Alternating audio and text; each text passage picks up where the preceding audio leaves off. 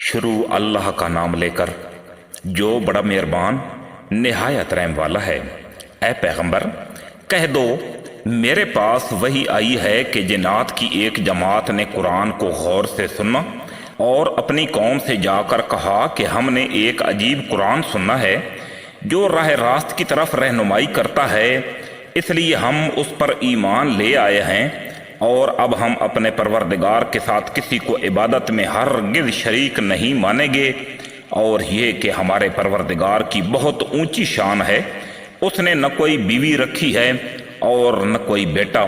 اور یہ کہ ہم میں سے بے وقوف لوگ اللہ کے بارے میں ایسی باتیں کہتے ہیں جو حقیقت سے بہت دور ہیں،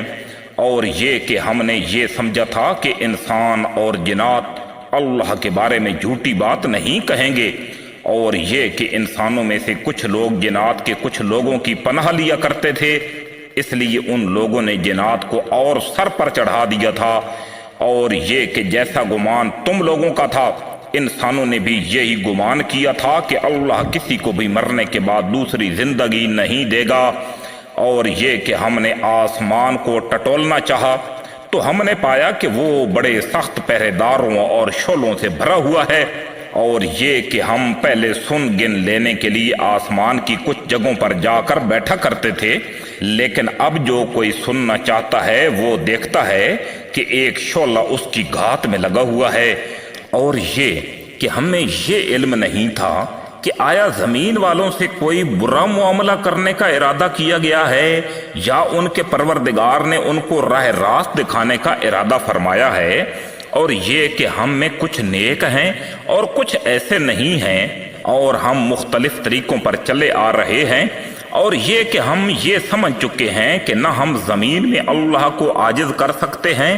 اور نہ کہیں اور بھاگ کر اسے بے بس کر سکتے ہیں، اور یہ کہ جب ہم نے ہدایت کی بات سن لی تو ہم اس پر ایمان لے آئے، چنانچہ جو کوئی اپنے پروردگار پر ایمان لے آئے تو اس کو نہ کسی گھاٹے کا اندیشہ ہوگا اور نہ کسی زیادتی کا، اور یہ کہ ہم میں سے کچھ تو مسلمان ہو گئے ہیں اور ہم میں سے اب بھی کچھ ظالم ہیں، چنانچہ جو اسلام لا چکے ہیں انہوں نے ہدایت کا راستہ ڈھونڈ لیا ہے، اور رہے وہ لوگ جو ظالم ہیں تو وہ جہنم کا ایندھن ہیں۔ اور اے پیغمبر صلی اللہ علیہ وآلہ وسلم اہل مکہ سے کہو کہ مجھ پر یہ وحی بھی آئی ہے کہ اگر یہ لوگ راستے پر آ کر سیدھے ہو جائیں تو ہم انہیں وافر مقدار میں پانی سے سیراب کریں گے تاکہ اس کے ذریعے ان کو آزمائیں، اور جو کوئی اپنے پروردگار کی یاد سے منہ موڑے گا اللہ اسے چڑھتے ہوئے عذاب میں پرو دے گا،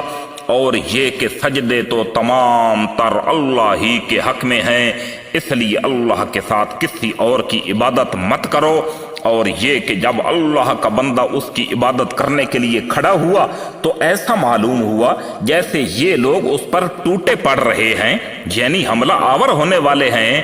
کہہ دو کہ میں تو صرف اپنے پروردگار کی عبادت کرتا ہوں اور اس کے ساتھ کوئی شریک نہیں مانتا۔